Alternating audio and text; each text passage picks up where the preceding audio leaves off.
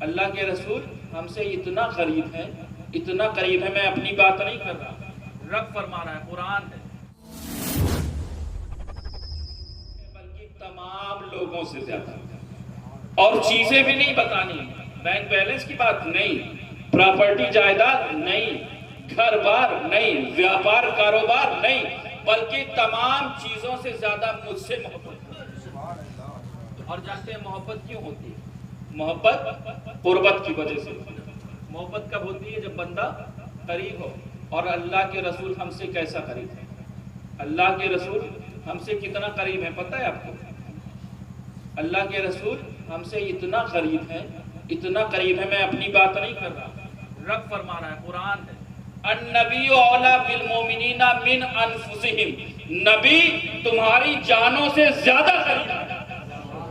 تو محبت جو ہوتی ہے وہ قربت کی وجہ سے ہوتی ہے۔ اچھا یہ کیوں فرمایا؟ اللہ کے رسول نے یہ کیوں نہیں فرمایا مجھ سے اتنی محبت کرو جتنی باپ سے؟ یہ بھی تو حکم ہو سکتا تھا نا، ارے مجھ سے اتنی محبت کرو جتنے اپنی باپ سے کرتے ہو۔ یہ بھی حکم ہو سکتا تھا مجھ سے اتنی محبت کرو جتنی اپنی اولاد سے کرتے ہو، ہے نا؟ یہ بھی حکم ہو سکتا تھا مجھ سے اتنی محبت کرو جتنی اپنی پراپرٹی اور بینک بیلنس سے محبت کرتے ہو، نہیں، بلکہ کیا فرمایا؟ مجھ سے ان تمام سے زیادہ محبت کرو۔ کیوں؟ کیونکہ اس بات کے پیچھے کا راز یہ ہے کہ کبھی تمہاری زندگی میں کوئی ایسا موقع آ جائے، کوئی ایسا وقت آ جائے، کوئی ایسا سمے آ جائے کہ جہاں پر ایک طرف تمہارے باپ کا حکم ہو، دوسری طرف اللہ کے رسول کا حکم ہو، جہاں پر ایک طرف تمہارے بیٹے کی خواہش ہو، دوسری طرف تمہارے رسول کا حکم ہو، جہاں پر ایک طرف تمہارے استاد کا حکم ہو، دوسری طرف اللہ کے رسول کی محبت ہو، جہاں ایک طرف تمہارے علاقے کی رسم و رواج ہو، دوسری طرف سنت ہو، جہاں ایک طرف تمہارے معاشرے کا کاروبار ہو، دوسری طرف اللہ کے رسول کا حکم ہو، تو تم تمام دنیا کے لوگوں کو ٹھوکر پر مار دینا اور محمد عربی کے قدموں سے جڑ جانا۔ لہذا اپنے اللہ کے رسول سے محبت کرو اپنی جان سے زیادہ۔ اور محبت جانتے ہیں کہ کیسی ہوتی ہے؟ محبت جو ہوتی ہے وہ ادب سکھاتی ہے۔ کیا سکھاتی ہے؟ ادب سکھاتی ہے۔ محبت کیسی ہوتی ہے؟ وہ محبت ادب سکھاتی ہے۔ اور ادب اگر سیکھنا ہے تو کس کی بارگاہ میں جانا؟ ادب اگر ہمیں سیکھنا ہے تو صحابہ کی بارگاہ میں پہنچا۔ وہ صحابی رسول، صحابہ کی زندگی اٹھا کر کے دیکھیں۔ حضرت ابو ایوب انصاری کے گھر پر جب اللہ کے رسول کا قیام ہوتا ہے نا، تو صحابہ کا مقام اور مرتبہ اور ان کی محبت دیکھیں کہ تاریخ گواہ ہے کہ حضرت ابو ایوب انصاری کے گھر پر جب اللہ کے رسول ٹھہرتے ہیں، عرض کرتے ہیں حضور آپ ہمارے مکان کے بالائی حصے پر ٹھہرے ہیں۔ آقا ارشاد فرماتے ہیں نہیں، میں گراؤنڈ فلور پر رہوں۔ تاریخ گواہ ہے کہ حضرت ابو ایوب انصاری رات بھر اپنی فیملی کے ساتھ دیوار سے چپک کر کھڑے رہے۔ کیوں؟ کیونکہ کہیں ان کے قدم اس مقام پر نہ پہنچ جائیں جہاں پر اللہ کے رسول، اس مقام پر نہ پہنچ جائیں کہ جس چھت کے نیچے اللہ کے رسول تشریف فرما۔ یہ ہے محبت۔ اور جانتے ہیں اللہ کے رسول کا حسن میں نہیں بیان کر سکتا۔ ارے میرے آقا تو اتنا حسین ہے، اتنے جمیل ہے کہ جانتے ہیں حضرت آمنہ اپنی گود میں لیتی ہیں، گود میں لے کر کے پہلے دیکھ کر کے مسکراتی ہیں، دیکھ کر کے مسکراتی ہیں اور پھر رونے لگتی ہیں۔ میرے تخیل کے ساتھ چلیں گے تو آپ کو سننے میں مزہ آئے گا۔ حضرت آمنہ جب روتی ہیں، سوال ہوتا ہے آمنہ آپ روتی کیوں ہیں؟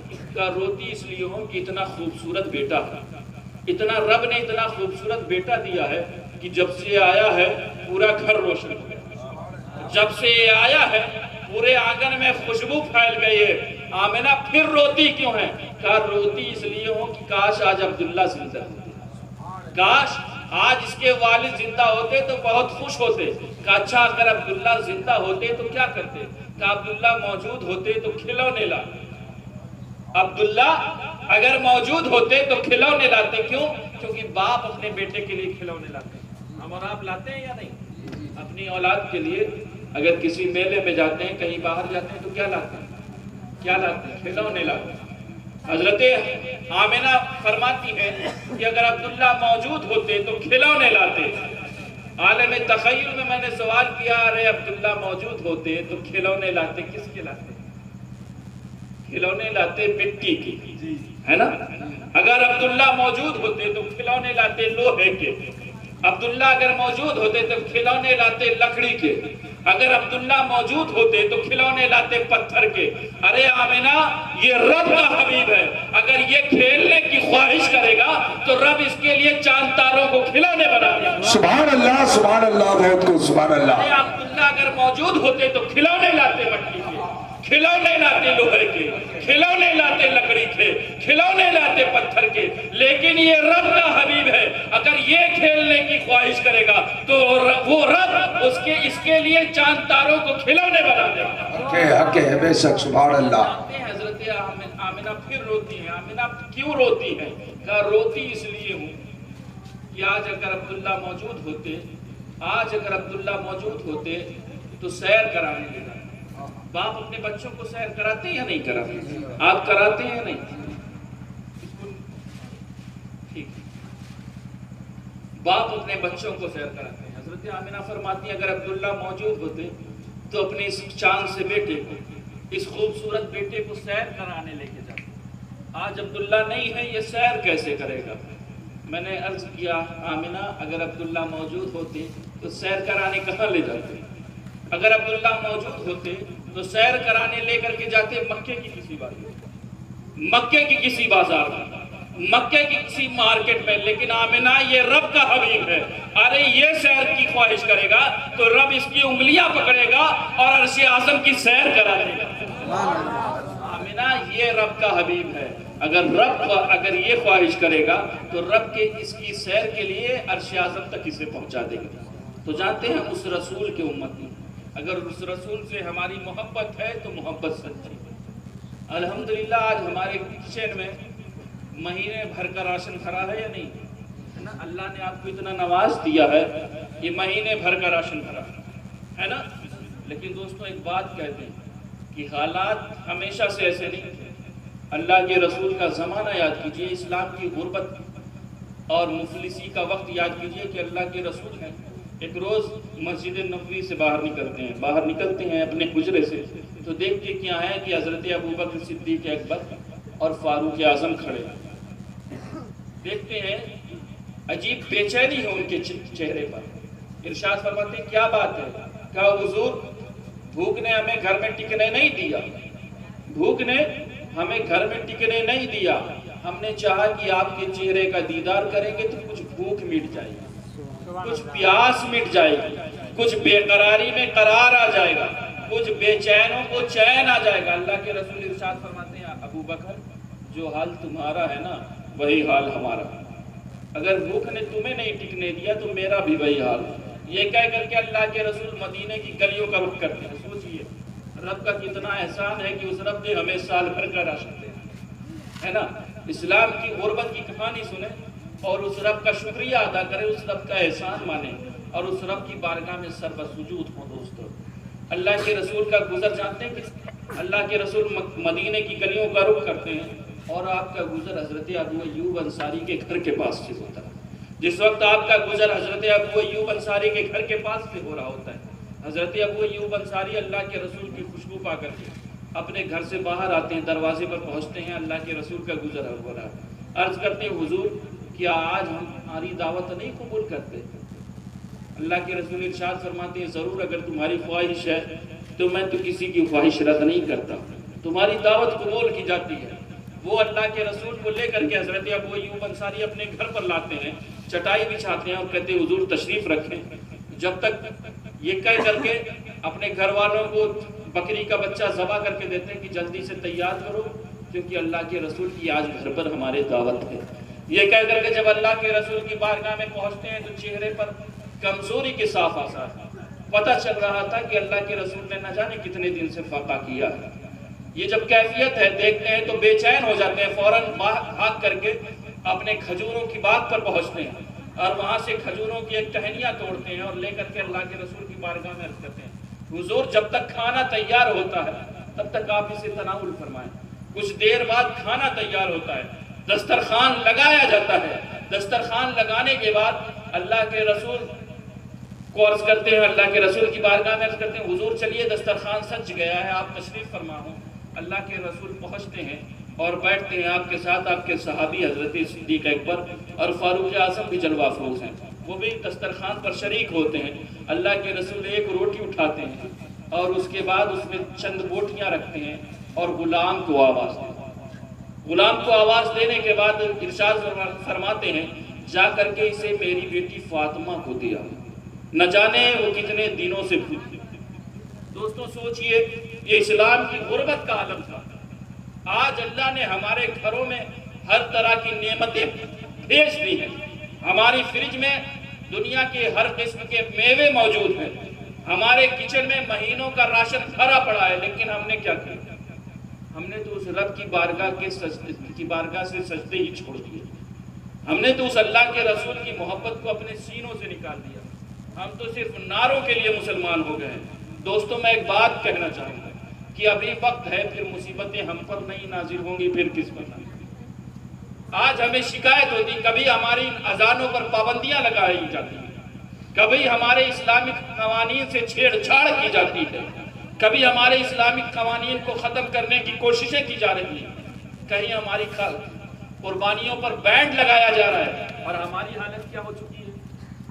ہم تو فیشن پرستی کا غلام بنے ہوئے بیٹھے ہیں، ہم نے اللہ کے رسول کے اخلاق اور کردار کو اپنانا چھوڑ دیا۔ دوستوں ایک بات کہہ دیں کہ اگر کسی جگہ کے مسلمان نماز پڑھ سکتے ہیں اور نہ پڑھیں، میری بات آپ کو کڑوی لگے گی، اگر کسی جگہ کے مسلمان روزہ رکھ سکتے ہیں اور نہ رکھیں، اگر کسی جگہ کے مسلمان زکوٰۃ ادا کر سکتے ہیں اور نہ ادا کریں، اگر کسی جگہ کے مسلمان قوانین اسلام پر عمل کر سکتے ہیں اور نہ کریں، تو پھر رب کی بارگاہ سے وہ خطرناک فیصلے آتے ہیں کہ جب تم نے خوشی کے دنوں میں نماز نہیں ادا کی تو پھر ہم ایسے حالات لے آئیں گے کہ اگر تم پڑھنا چاہو گے تو نہیں پڑھ سکو گے۔ آج ذرا ہندوستان کے ماحول کو دیکھیں، اس ہندوستان کے ماحول کی طرف نگاہیں اٹھا کر کے دیکھیں تو آج کہیں ہمارے اذانوں کو بین لگانے کی کوششیں کی جا رہی ہیں، کبھی ہماری مسجدوں کو نشانہ بنایا جا رہا ہے، کبھی ہماری قربانیوں کو ختم کرنے کی کوشش کی جا رہی۔ کیوں؟ کیونکہ آج ہم نے خوشی کے دنوں میں قبول نہیں کیا۔ دوستوں تاریخ اٹھا کر کے دیکھیں کہ جس جگہ پر مسلمانوں کو چھوٹ تھی وہ اندلس، جہاں پر مسلمانوں نے 800 سال تک حکومت کی، لیکن جانتے ہیں پھر وہاں ایسی خرابیاں پیدا ہو گئی، پھر انہوں نے اپنے راستے کو چھوڑ دیا، تو جانتے ہیں پھر انہوں نے اگر نماز پڑھنا چاہا تو حالات ایسے پیدا ہو گئے کہ وہ نہیں پڑھ پائے۔ وہاں کے مسلمان یا تو بھاگ گئے یا پھر انہیں قتل کر دیا گیا یا پھر وہ عیسائی ہو گئے۔ دوستوں آج وقت ہے، آج ٹائم ہے کہ اللہ کے رسول کے سچے وفادار ہوں۔ رسول کی غلامی میں صرف نعرے لگانے سے کام نہیں چلے گا، بلکہ اللہ کے رسول کی بارگاہ میں ایمانداری کے ساتھ پورے اپنے قلب اور جان اور جسم کی حاضری کے ساتھ یہ ارادہ کریں کہ رب کی بارگاہ کے سجدے نہیں چھوٹیں گے، کچھ بھی ہو جائے ہم سے زکوٰۃ اگر رب نے اتنی طاقت دی ہے تو ہم ضرور ادا کریں گے، رمضان کے ماہ کے روزے ہم ضرور رکھیں گے، کیونکہ جانتے ہیں یہ آپ پر فرض کیے گئے ہیں، تو وعدہ کرتے ہیں نا، کوشش کریں گے آپ یا نہیں؟ اور دوستوں آج حالات تو اتنے بے فکار ہو چکے ہیں، جس طرف دیکھیے وہ سب لوگ جنہیں استنجا کرنے کی تمیز نہیں، وہ مسلمانوں کو زندگی گزارنے کی تمیز سکھا رہے ہیں۔ کیوں؟ کیونکہ آج ہم نے اللہ کے رسول کے دامن کو چھوڑ رکھا ہے، آج ہم نے کردار رسول کو چھوڑ رکھا ہے۔ دوستوں میں آپ سے کہنا چاہوں گا کہ اللہ کے رسول کے اخلاق اور کردار کو اپنانے کی کوشش کریں۔ اور میں ایک بات کہہ دوں، آج ہمارے یہاں قرآن جو ہے نا، اس قرآن کو ہم نے طاقوں پر سجانے کے لیے رکھا ہے۔ دوستوں میں آپ سے کہنا چاہوں گا کہ اپنے بچوں کو قرآن کی تعلیم سے وابستہ رکھیں، مصطفیٰ کی شریعت سکھائیں، کیونکہ جانتے ہیں آپ دنیا میں جو کچھ پڑھاتے ہیں، آپ اپنے بچوں کو ماسٹرز کی ڈگری دلا دیں، ڈاکٹر انجینئرز بنا دیں، میں ان باتوں کا مخالف نہیں ہوں کہ آپ اپنے بچوں کو ڈاکٹر انجینئر مت بنائیے، لیکن دوستوں ساتھ ہی ساتھ مصطفیٰ کا قرآن سکھائیے، کیونکہ دنیا کی تمام تعلیم تب کام آئے گی جب آپ اس دنیا میں ہوں۔ اور خدا کی قسم اگر آپ کے بچے نے قرآن پڑھنا سیکھ لیا تو وہ تب کام آئے گا جب آپ منو مٹی کے نیچے دبیں۔ اور دوستوں میں ایک بات کہہ دوں، یہ قرآن جو ہے نا، قرآن کس لیے آیا تھا پتہ ہے آپ کو؟ آپ کے ملکوں کو بخشوانے کے لیے آیا تھا، ہم نے تو قرآن کو صرف یہی سمجھ رکھا کہ قرآن پڑھو، کوئی مر جائے تو اس کی قبر پر اپنے حافظ صاحب کو بیٹھا دیجئے اور کہیے اتنا پڑھو اور جنت میں ٹھوک کر کے آ جاؤ. اسی لیے قرآن دوستو نہیں. قرآن یقیناً قرآن کے لفظ میں ثواب ہے. میں اس بات کا انکار نہیں کر رہا، قرآن کے حرف میں ثواب ہے. میں ثواب کا انکار نہیں کر رہا، لیکن صرف قرآن اس لیے نہیں آیا تھا کہ آپ صرف اپنے مردوں کو اس سے بخشوائیں، بلکہ قرآن جو آیا تھا وہ ہدایت کے لیے آیا تھا. کس لیے آیا تھا؟ ہدایت کے لیے. مثال کے طور پر آپ کے پاس موبائل ہے یا نہیں؟ جی ہے. سننا چاہ رہے ہیں؟ ختم کر سنیں گے. موبائل ہے نا؟ ہے. میں ایک نئی بات کہوں آپ سے کہ آپ کے موبائل میں ٹارچ تو ہوگا ہی. جی ہے نا؟ جی ٹارچ ہے. جی اب آپ سے پوچھا جائے کہ آپ نے یہ جو 15-20 ہزار روپے کا موبائل لیا وہ اس لیے لیا ہے کہ اس میں ٹارچ ہے؟ جی اس لیے لیا نہیں، کیونکہ ٹارچ کا کام تو آپ 10 روپے سے بھی لے سکتے تھے نا. 15-20 روپے کی بھی ٹارچ آتی ہے. پھر 50-60 ہزار روپے تک کے موبائل لینے کی کیا ضرورت ہے نا؟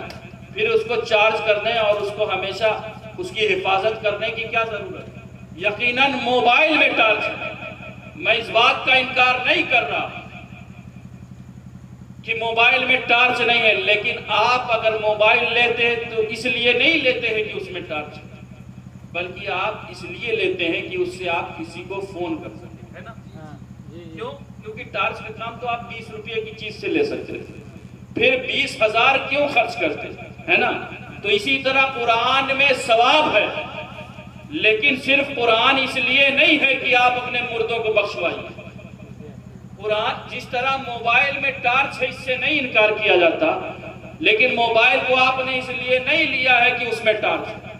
اس لیے لیا ہے یقیناً موبائل میں ٹارچ ہے، لیکن موبائل کو آپ نے اس لیے لیا ہے کہ آپ اس سے کسی کو کال کر سکیں، آپ اس سے کسی کو میسج کر سکیں، آپ اس کے ذریعے سوشل میڈیا پر ایکٹیو رہ سکیں، آپ اس موبائل کے ذریعے اپنے بینک اکاؤنٹس کی جانچ کر سکیں، آپ اگر کہیں سفر کر رہے ہیں تو اپنا PNR اسٹیٹس چیک کر سکیں. اسی لیے تو ہے موبائل، ہے نا؟ کیونکہ ٹارچ کا کام تو 20 روپے سے ہو جاتا ہے، پھر 20-25 ہزار کے موبائل کی کیا ضرورت ہے؟ اسی طرح جس طرح موبائل میں ٹارچ ہے اس کا انکار نہیں ہے، اسی طرح قرآن میں ثواب ہے اس کا انکار نہیں ہے. لیکن صرف قرآن اس کے لیے نہیں آیا تھا، بلکہ قرآن سے پوچھئے قرآن تو کس لیے آیا تھا؟ تو قرآن ارشاد فرماتا ہے ہدی للناس، قرآن ہدایت کے لیے آیا تھا. قرآن ہمیں اندھیروں سے نکالنے کے لیے آیا تھا. قرآن ہمارے دلوں کو روشن کرنے کے لیے آیا تھا. قرآن ہمارے دلوں کی تاریکیوں کو ختم کرنے کے لیے آیا تھا. لہٰذا ضرورت اس بات کی ہے کہ آج ہم نے جو قرآن کو صرف ثواب حاصل کرنے کا ذریعہ بنا رکھا ہے، یقیناً قرآن کے حرف میں ثواب ہے. میں ان ثواب کا انکار نہیں کرتا، لیکن اس کے ساتھ ساتھ قرآن سے ہدایت حاصل کیجیے، کیونکہ قرآن تو وہ ہے کہ قرآن وہ ہدایت یہ دیتا ہے کہ نہ جانے کتنے غیروں نے قرآن کو پڑھا اور ہدایت حاصل کر گئے. تو الحمدللہ ہم مسلمان ہیں، ہمارے لیے بھی اس قرآن میں ہدایت کا سامان موجود ہے. رب کی بارگاہ میں عرض کہ ہم سب کو اللہ کے رسول کا سچا اور پکا وفادار بنائیں. کیوں؟ کیونکہ اے قوم وہی پھر ہے تباہی کا زمانہ، اسلام ہے پھر پیر حوادث کا نشانہ، اور مٹتے ہوئے اسلام کا پھر نام جلی ہو، لازم ہے کہ ہر شخص حسین ابن علی ہو. اور اللہ کے رسول اتنا حسین ہے، اتنے حسین ہیں کہ جانتے ہیں میں بیان کروں تو بیان کرتا رہے، لیکن اللہ کے رسول کا حسن مکمل طور پر بیان نہیں کر سکتا. جانتے ہیں ایک بات، یہاں پر مجھ سے پہلے مختلف لوگوں نے منقبتیں پڑھی ہے نا. جناب عزیزم شمس تبریز صاحب نے اللہ کے رسول کی بارگاہ میں نعتیں پڑھی، منقبتیں پڑھی، اللہ کے رسول کی نعت بیان کی، میں نے بیان کی، مجھ سے پہلے علماء نے بیان کی، لیکن کوئی بندہ بیان نہیں کر سکتا. کیوں؟ کیونکہ اللہ کے رسول کی نعت تو الحمد سے والناس ہے نا، الحمد سے والناس تک ہے. اس رسول کی نعت کوئی نہیں بیان کر سکتا. اور جہاں سنیے اس محفل کا کیا عالم ہوگا کہ جس محفل میں اللہ کے رسول جلوہ افروز ہوں اور حضرت حسان نعت بیان کر رہے ہیں. حضرت حسان نعت بیان کر رہے ہیں اور جانتے ہیں کیا فرماتے ہیں؟ وَأَحْسَنُ مِنْكَ لَمْ تَرَ قَطُّ. وَأَجْمَلُ مِنْكَ لَمْ تَلِدِ النِّسَاءُ خُلِقْتَ مُبَرًّا مِنْ كُلِّ عَیْبٍ كَأَنَّكَ قَدْ خُلِقْتَ كَمَا تَشَاءُ۔ اے اللہ آپ کے جیسا حسین آج تک تو کسی ماں نے جنا ہی نہیں۔ سبحان اللہ سبحان اللہ۔ آپ کے جیسا حسین و جمیل آج تک کسی ماں نے نہیں جنا۔ اور جانتے ہیں آپ تو ہر عیب سے پاک ہیں، اور آپ کو دیکھ کر کے ایسا لگتا ہے کہ آپ کو رب نے ساری دنیا کو رب نے اپنی مرضی سے بنایا ہے۔ سبحان اللہ۔ ساری دنیا کو رب نے اپنی مرضی سے بنایا ہے، لیکن اے اللہ کے حبیب رب نے آپ کو آپ کی مرضی سے بنایا ہے۔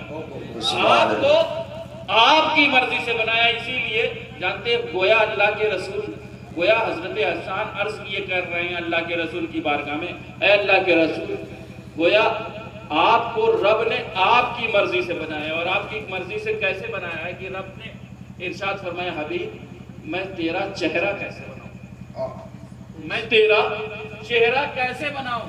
تو آقا آپ نے عرض کیا ہے اللہ میرا چہرہ ایسے بنا کہ میں آسمان کی طرف اٹھاؤں تو تو قبلہ بدل دے۔ سبحان اللہ سبحان اے اللہ۔ اللہ کے رسول کانکا خلقت کما تشاء، اے اللہ کے رسول آپ کو رب نے آپ کی مرضی سے بنایا ہے۔ اللہ کے رسول آپ کی انگلیوں کو رب نے آپ کی مرضی سے بنایا، ایسا بنایا ہے گویا رب نے آپ سے ارشاد فرمایا حبیب تمہاری انگلیوں کو کیسا بناؤں؟ آپ نے عرض کیا ہے رب قدیر میری انگلیوں کو ایسا بنا کہ میں اٹھاؤں چاند کی طرف اشارہ کروں تو چاند دو ٹکڑے ہو کر کے میرے قدموں میں۔ سبحان اللہ۔ اللہ نے ارشاد فرمایا ہے حبیب تیری مٹھی کو کیسا بناؤں؟ آقا نے عرض کی حضور اے رب قدیر میری مٹھی کو ایسا بنا کہ میں اس میں کنکروں کو لوں اور یہ کلمہ پڑھنے لگے۔ سبحان اللہ۔ اے رب قدیر نے ارشاد فرمایا حبیب تیرے ہاتھوں کو کیسا بناؤں؟ اللہ کے رسول نے عرض کیا ہے اللہ میرے ہاتھوں کو ایسا بنا کہ میں اشارہ کروں تو ڈوبا ہوا سورج پلٹ آئے، سبحان اللہ۔ میں اشارہ کروں تو زمین سے درخت کھچا ہوا چلا ہے۔ گویا رب اللہ کے رسول نے ارشاد فرمایا عرض کیا ہے رب قدیر میرا پسینہ ایسا بنا کہ جانتے ہیں کہ جب حضرت عائشہ اپنے کپڑے پر لگا کر کے جائیں، جب حضرت عائشہ اپنے کپڑے پر لگا کر کے جائیں تو مدینے کی ساری عورتیں کہیں عائشہ خوشبو کہاں سے ملتی؟ میرا پسینہ ایسا بنا۔ اور پھر جانتے ہیں رب نے ارشاد فرمایا حبیب تیرا مدینہ کیسا بنا؟ صرف پسینے کی بات نہیں ہے، رب نے ارشاد فرمایا حبیب تیرا مدینہ کیسا بناؤں؟ تو رب اللہ کے رسول نے ارشاد عرض کیا ہے رب قدیر میرا مدینہ ایسا بنا دے وہاذ البلد الامین، ارے یہ شہر امن کا شہر ہو جائے۔ دوستوں اللہ کے رسول کے حسن کو ہم اور آپ الفاظ میں نہیں جمع کر سکتے، اسی لیے میں ایک بات کہتا ہوں کہ اللہ کے رسول کے اخلاق اور کردار تو اس طرح وسیع ہیں کہ کوئی شخص بیان کرتا رہے تو کرتا رہے۔ بڑے سے بڑا مفکر، بڑے سے بڑا محدث، بڑے سے بڑا مقرر وہ سیرت مصطفیٰ بیان کر سکتا ہے، لیکن اس سیرت مصطفیٰ بیان کرنے کا حق ادا نہیں کر سکتا۔ کتاب پر کتاب لکھ ڈالو، جلد پر جلد لکھ ڈالو، لیکن آپ سیرت مصطفیٰ بیان تو کر سکتے ہیں لیکن اس کا حق ادا نہیں کر سکتے۔ لیکن دوستوں میں ایک بات کہنا چاہتا ہوں کہ جو کام تمام علماء، تمام مقررین، محدثین، مفسرین، مفکرین نہ کر پائے وہ کام ہم مسلمانوں کی ماں نے کر دیا۔ جانتے ہیں ہم مسلمانوں کی ماں نے کیا کیا؟ ہم مسلمانوں کی ماں کون ہے؟ ہم مسلمانوں کی ماں حضرت عائشہ صدیقہ رضی اللہ عنہ۔ حضرت عائشہ صدیقہ رضی اللہ عنہ کی بارگاہ میں صحابہ نے سوال کیا ہے سیدہ طیبہ طاہرہ عائشہ صدیقہ آپ اخلاق مصطفیٰ بیان کیجئے، آپ کردار مصطفیٰ بیان کیجئے، آپ رسول کی لائف اسٹائل بیان کیجئے، آپ رسول کا حسن بیان کیجئے، آپ رسول کی کا جمال بیان کیجئے، آپ مصطفیٰ کا کمال بیان کیجئے، آپ رسول کی سندرتا بیان کیجئے۔ تو حضرت عائشہ بیان کرتی تو کیا بیان کرتی؟ مکے کا بیان کرتی یا مدینے کا بیان کرتی؟ ہجرت سے پہلے کا بیان کرتی یا ہجرت کے بعد کا بیان کرتی؟ جنگ کا بیان کرتی یا امن کا بیان کرتی؟ اعلان نبوت سے پہلے کا بیان کرتی یا اعلان نبوت کے بعد کا بیان کرتی؟ ارے بیان کرتی تو بیان کرتی ہی رہ جاتی، لیکن بیان نہ کر پاتی۔ لیکن قربت مصطفیٰ کا فیض دیکھو، انہوں نے بھی چشمہ فصاحت و بلاغت پی لیا تھا، ایک جملے میں رسول کا اخلاق اور کردار بیان کر دیا اور اس کا حق ادا کر دیا۔ ارشاد فرماتی، سنو تم مجھ سے اخلاق مصطفیٰ جاننا چاہتے ہو، تم مجھ سے رسول کا حسن جاننا چاہتے ہو، تم مجھ سے رسول کا جمال جاننا چاہتے ہو، تم مجھ سے رسول کا کمال جاننا چاہتے ہو، تو سنو، کأنکا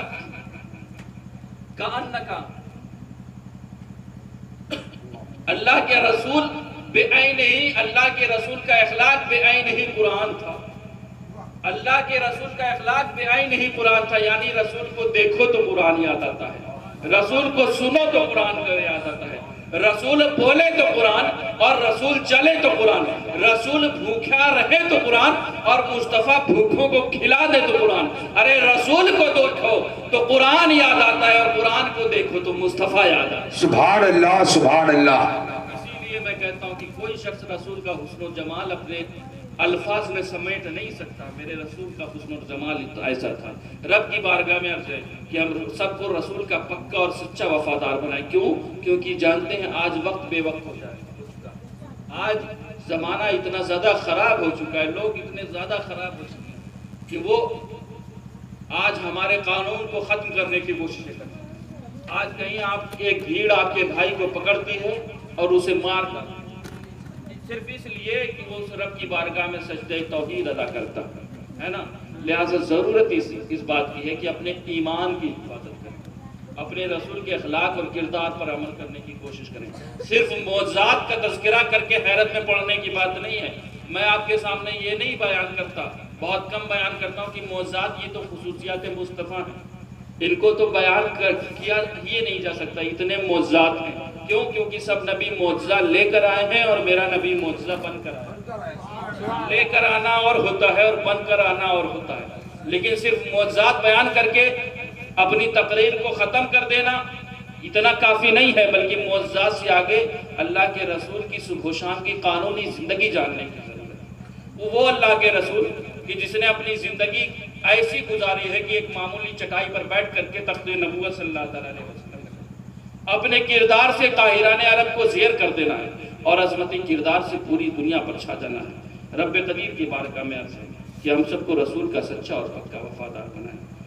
وآخر دعوانا الحمدللہ رب العالمین۔